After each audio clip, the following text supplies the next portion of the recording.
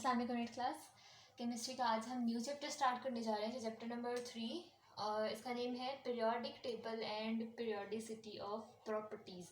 आप सब के लिए बिल्कुल न्यू होगा, इससे पहले कभी ऐसा नाम नहीं सुना होगा कि ये क्या टर्म्स होती हैं। बहुत इंटरेस्टिंग और बहुत सिंपल, बहुत शॉर्ट सा चैप्टर है, ठीक है। तो आपको मज़े का भी लगेगा।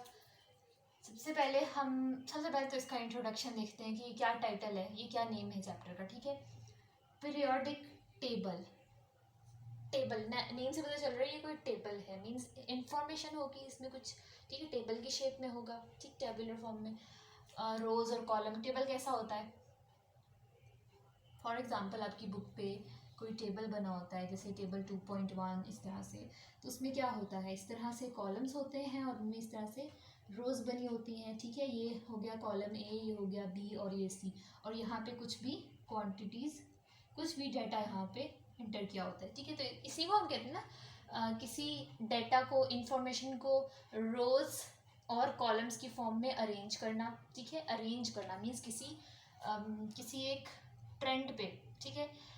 जैसे इंक्रीजिंग ऑर्डर, डिक्रीजिंग ऑर्डर, या एक दूसरे से जो भी उनका रिलेशन बन रहा है, ठीक है। तो प्रॉपरली अरेंज किया होता है इसको, ठीक है। एक टेबल के अंदर रोज और कॉलम्स ने किसी डाटा को प्रॉपरली अरेंज किया होता है, ठीक है, ठीक। तो बिल्कुल पीरियोडिक टेबल भी एक टेबल है, टेबुलर फॉर्म है, बिल्कुल ऐसे ही रोज और कॉलम की फॉर्म में, जिसके अंदर हमने केमिस्ट्स ने जितने भी नॉन एलिमेंट्स थे, जितने भी डिस्कवर्ड और अनडिस्कवर्ड एलिमेंट्स भी थे, उन सबको एक टेबल की फॉर्म में इसी तरह रोज और कॉलम्स बना के, उन सारों के जो सिंबल्स हैं ना, उन सबके जो नेम्स हैं, उन सबको वहाँ पे पुट कर दिया, ठीक है। तो पीरियोडिक टेबल क्या है, it is the arrangement of all known elements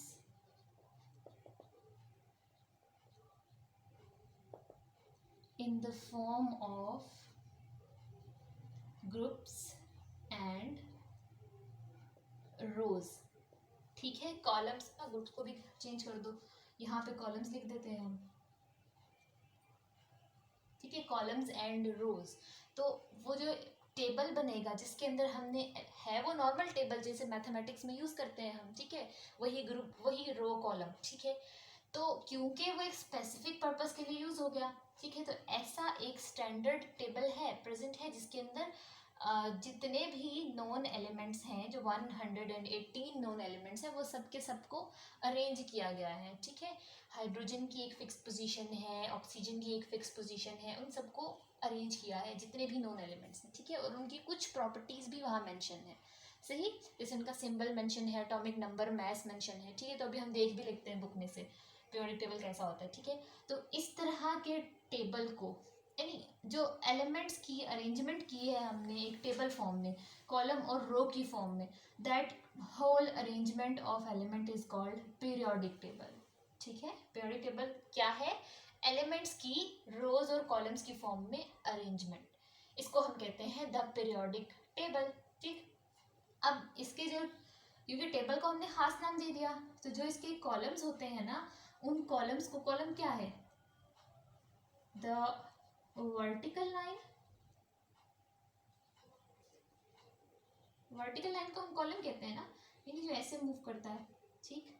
for example मैं अगर यहाँ पे एक टेबल ड्रॉ करूँ, तो इसके अंदर 1 2 3, ये तो हुई रोज, रो 1, रो 2, रो 3, लेकिन ए बी सी, ये क्या हुआ, ये column A, column B, column C, ऐसा हुआ ना, ठीक है।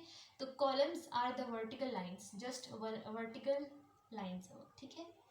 और रोज आर, रोज क्या है, हॉरिजॉन्टल लाइन, ठीक है। ये जो हॉरिजॉन्टल लाइन है, ये एक रो है, ये रो नंबर 2 है, ये रो नंबर 3 है, ठीक है। तो आगे जाके हम ये टर्म्स और ज़्यादा पढ़ेंगे डिटेल में कि कितने रोज हैं, कितनी कॉलम्स और ये सब कुछ, ठीक है। पहले हम देखते हैं जैसे हम हर चीज़ की थोड़ी थोड़ी हिस्ट्री देखते आए ना, एटम्स और एटम से पहले सब एटॉमिक पार्टिकल्स की हिस्ट्री, ठीक है। तो इसी तरह हम पीरियोडिक टेबल की थोड़ी सी हिस्ट्री देखते हैं कि पीरियोडिक टेबल जो आज प्रेजेंट है, पहले हम देख लेते हैं इसको। ये जो पेज नंबर 48 पर यहाँ देखो आप सब, ये जो टेबल है कलरफुल सा, इसमें सारे नोन एलिमेंट्स इस तरह से अरेंज किए हुए। ये जो पर्पल में यहाँ पे मेंशन है ना, RF DB SG और इस तरह से, ये जो एंड वाले हैं कुछ 112 to 118, ये अभी तक डिस्कवर नहीं हुए, ठीक है। ये भी आपसे क्वेश्चन पूछा जा सकता है कि जो 112 से लेके 1118 नंबर तक ये एलिमेंट्स अभी तक डिस्कवर नहीं हुए, ठीक है। तो इनकी भी स्पेस रखी गई है इस कॉलम में। एक्सपेक्टेड है कि इस तरह के एलिमेंट्स प्रेजेंट हैं पर अभी तक डिस्कवर नहीं हुए, ठीक है। तो ये जो पूरा टेबल फॉर्म है जिसमें इस तरह से रो 1, रो 2, रो 3, 4, 7 रोज हैं और इसी तरह ये कॉलम्स भी हैं, कॉलम 1, 2, 3, 4। ये पूरा जो टेबल है ये क्या है, पीरियोडिक टेबल, जो प्रेजेंट फॉर्म है इसकी, ठीक है, जो आज हमें देखने में मिलती है, ठीक है, अभी तक जो एक्सेप्टेड है, आ रही है, ठीक। तो ये है हमारा पीरियोडिक टेबल।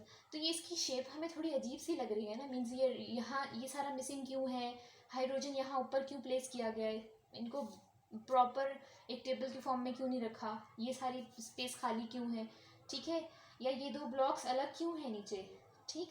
तो पीरियोडिक टेबल को इस शेप में, इस मॉडर्न प्रेजेंट फॉर्म में आने तक बहुत सारे इसमें मॉडिफिकेशन की गई, ठीक है। जो सबसे पहला पीरियोडिक टेबल जिस साइंटिस्ट ने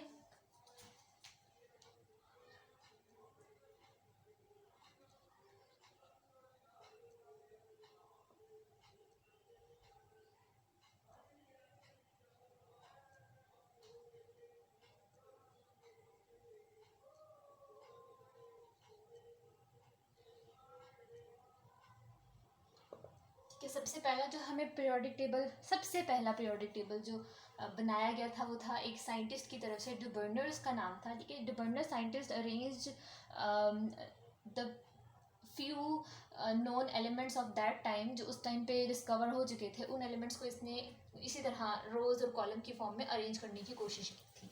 तो इसने कैसे अरेंज किया था कि अगर हमारे पास बहुत सारे एलिमेंट्स हैं तो इसने इस तरह से अरेंज किया था that A B and C, इस तरह 3 एलिमेंट्स का एक कॉलम बनाया था। देन नेक्स्ट कॉलम होगा, उसमें होगा DEF,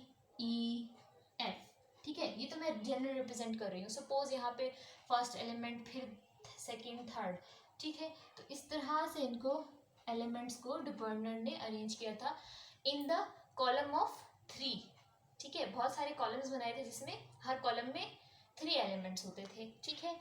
और वो जो फर्स्ट एलिमेंट होता था,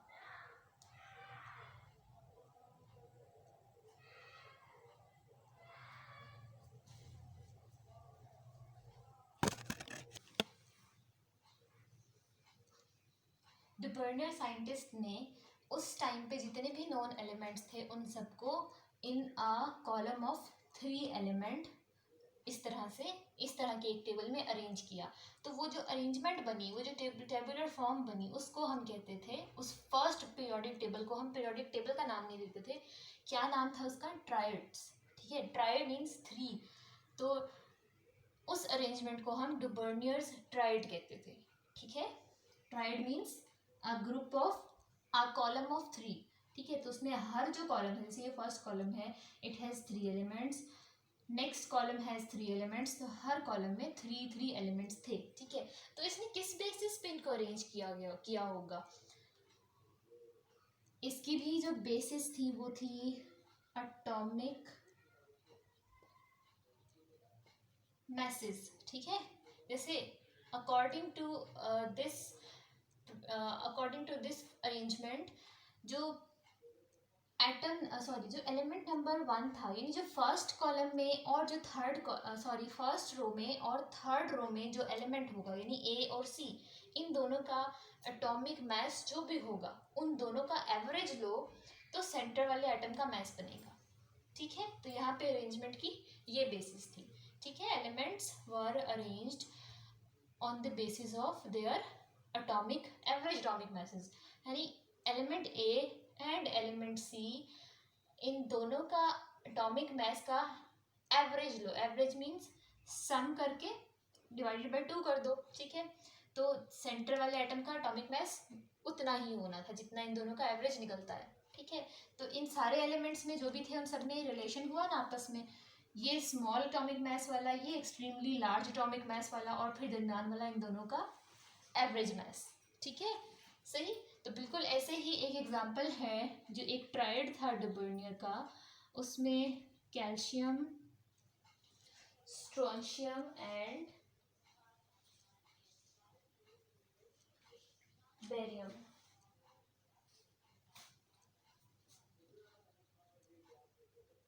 अब बेरियम का मैस था 137, कैल्शियम का मैस होता है 40, ठीक। तो इन दोनों का जब सम लिया जाए तो इनका इनका एवरेज लिया जाए तो वो आता है 88, और इनके सेंटर में वही एटम प्लेस किया जाएगा जिसका मैस है 88, ठीक है, और वो था स्ट्रोंशियम एटम, ठीक है। तो ये एक एग्जांपल है एक ट्राइड की, ठीक। लेकिन इस तरह से इसका एक ड्रॉबैक था, बेशक फर्स्ट अटेम्प्ट थी, लेकिन इसका एक ड्रॉबैक था कि इसमें कुछ चीज़ें अनएक्सप्लेन्ड रह गई थी, जिनमें से एक ये चीज़ थी कि only few elements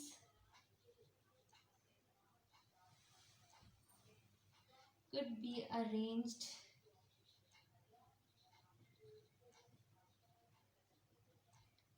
on this manner, in this manner, ठीक है। इन ट्रायड्स की फॉर्म में सिर्फ चंद ही एलिमेंट्स को हम अरेंज कर सकते थे, सारे के सारे एलिमेंट्स को अरेंज नहीं कर सकते थे, और इस टाइम पे बहुत कम एलिमेंट्स डिस्कवर हुए हुए थे, ठीक है। तो जब भी डुबर्नियर ट्राइड आप डिस्क्राइब करोगे तो आप बताओगे Dobereiner was a scientist who attempt for the first time to arrange the elements, known elements of that time in the form of, in the columns of 3 elements each, ठीक है। those columns were called the triads, ठीक है। for example, one of the triad was calcium 40, ये सबसे first row में था, then barium 137 last row में, and in between calcium and barium there was strontium whose mass is average of the calcium and barium, ठीक है। फिर इसके साथ आप इसका ड्रॉबैक ज़रूर बताओगे, ठीक है। ड्रॉबैक की हेडिंग देकर, ड्रॉबैक क्या चीज़ होती है, यानी इसके अंदर डिफेक्ट क्या था, ठीक है। इस मॉडल में डिफेक्ट क्या था, क्यों ये रिजेक्ट हुआ। डिफेक्ट ये था कि only few elements were arranged on that basis, ठीक है। एटॉमिक मैसेज की बेस पे इस तरीके से सिर्फ चंद ही एलिमेंट्स को अरेंज किया जा सकता था, सबको नहीं, ठीक है। तो ये हो गया डुबर्नियर ट्रायड कंप्लीट। अब इसमें तो एक ड्रॉबैक आ गया, अब साइंटिस्ट ने और अदर साइंटिस्ट ने फिर से अटेम्प्ट्स की दोबारा से एलिमेंट्स को किसी और तरीके से अरेंज करने की। तो जो इसके बाद डुबर्नियर ट्रायड के बाद जो हमें देखने को मिलता है वो है अरेंजमेंट, ये टेबुलर फॉर्म में अरेंजमेंट, वो है न्यूलैंड ने जो टेबुलर फॉर्म में हमें अरेंजमेंट प्रेजेंट की थी उसे हम कहते हैं ऑक्टेव्स, ठीक है। इसको हम, जो न्यूलैंड का टेबल था उसे हम कहते हैं न्यूलैंड्स ऑक्टेव, ठीक है। अब इसमें क्या था, ऑक्ट नेम से पता चल रहा है, ऑक्ट मीन्स 8, ठीक है। तो ऑक्टेव्स मतलब इसके अंदर जो न्यूलैंड ने ये ऑब्जर्व किया कि अगर हम एलिमेंट को उनके एटॉमिक मास के इंक्रीजिंग ऑर्डर में अरेंज करें, ठीक है, यहाँ पे लिखते हैं elements were arranged on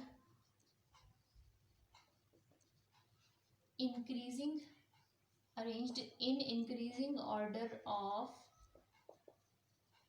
their atomic masses, ठीक है। फॉर एग्जांपल हाइड्रोजन का मास 1 है तो हाइड्रोजन को सबसे पहले आना चाहिए, ठीक है। उसके बाद हीलियम का मास, ठीक, तो हीलियम को हाइड्रोजन से नेक्स्ट आना चाहिए, ठीक है। उसके बाद जिसका मैस है उसको थर्ड पे आना चाहिए, सही। तो इंक्रीजिंग ऑर्डर क्या होता है, यानी स्मॉलेस्ट वैल्यू कम्स फर्स्ट और उसके बाद ग्रेजुअली लार्जर वैल्यूज आती हैं, ठीक है। तो एटॉमिक मैस जिसका सबसे स्मॉल है वो एलिमेंट सबसे पहले रखा जाएगा, उसके बाद लीनियरली अरेंज करेंगे रो के अंदर बाकी एलिमेंट्स को, ठीक है। तो ये किसने फॉलो किया था ये ट्रेंड, न्यूलैंड ने, ठीक है। तो हुआ क्या, हम इस तरह से अरेंज करते हैं। तो अगर जब न्यूलैंड ने एलिमेंट्स को इस increasing order of atomic mass में अरेंज करना शुरू किया, ये था एलिमेंट वन, एलिमेंट बी, सी, डी, ई, ये कोई सिंबल्स नहीं है एलिमेंट्स के, हम जनरली रिप्रेजेंट कर रहे हैं इनको, ठीक है। तो देखने में ये आया कि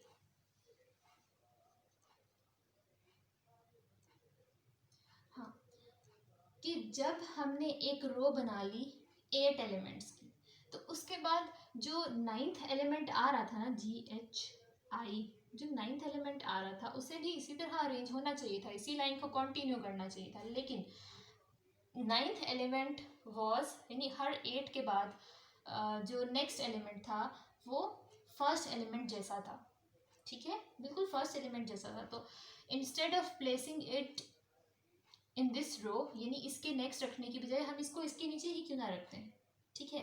तो इसी तरह I, J, K एंड जो भी इसके बाद दोबारा से आफ्टर 8 एटम्स दोबारा से जो नेक्स्ट एटम आ रहा था वो फिर पहले वाले इन दोनों के जैसा था, तो उनको हमने इसके नीचे रख दिया, ठीक है।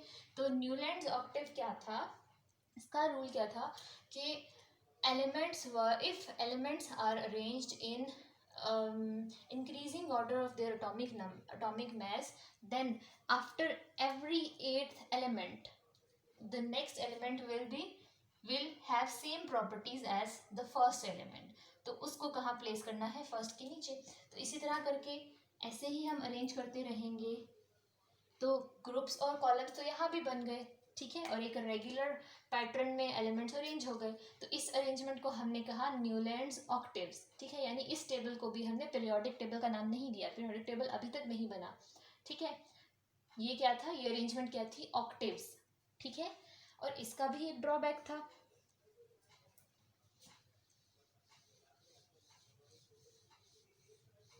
ये भी रिजेक्ट हो गया, क्यों, क्योंकि इसमें उस वक्त तक अभी जो हमें देखने को मिलती है एक बहुत इंपॉर्टेंट ग्रुप ऑफ कंपाउंड्स है जिसे हम कहते हैं नोबल गैसेस, ठीक है। ये पूरा एक ग्रुप ऑफ एलिमेंट्स है। तो नोबल गैसेस तब तक डिस्कवर नहीं हुई थी, ठीक, लेकिन जब बाद में डिस्कवर हुई होंगी तो इनकी तो प्लेस नहीं होगी ना इसमें, ऑक्टेव्स में, न्यूलैंड्स ऑक्टेव्स में, ठीक है। तो न्यूलैंड्स ऑक्टेव्स में ड्रॉबैक ये था, इसके जो टेबुलर फॉर्म थे इसमें ये ड्रॉबैक था कि काफ़ी सारे एलिमेंट्स तब तक डिस्कवर नहीं हुए थे और इसने उन एलिमेंट्स के लिए कोई स्पेस अपने टेबल में नहीं रखी। जब आहिस्ता आहिस्ता एलिमेंट्स डिस्कवर होते गए तो उन नए एलिमेंट्स को कहाँ रखा जाएगा, उनको भी तो उसी एक टेबल में ऐड करना चाहिए ना, ठीक है। तो इसलिए इसका टेबल फेल हो गया, ठीक है। No place was left for newly discovered or for the elements which were undiscovered at that time.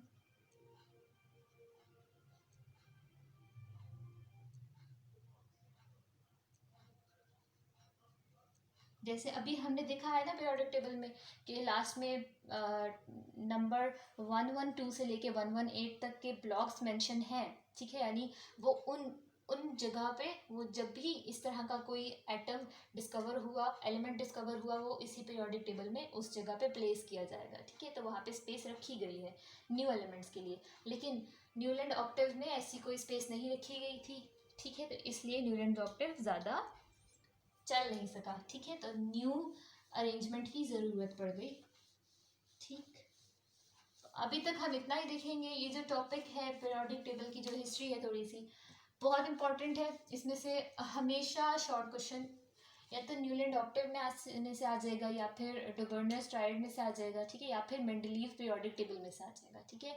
तो बहुत इंपॉर्टेंट पार्ट है ये वाला, ये जो 2 पेजेस हैं स्टार्ट के, बहुत ज़्यादा इंपॉर्टेंट है शॉर्ट और ऑब्जेक्टिव के लिए। इनमें से एक पॉइंट भी मिस नहीं करना आपने, ठीक है, इसलिए आज मैंने बहुत थोड़ा सा पढ़ाया है।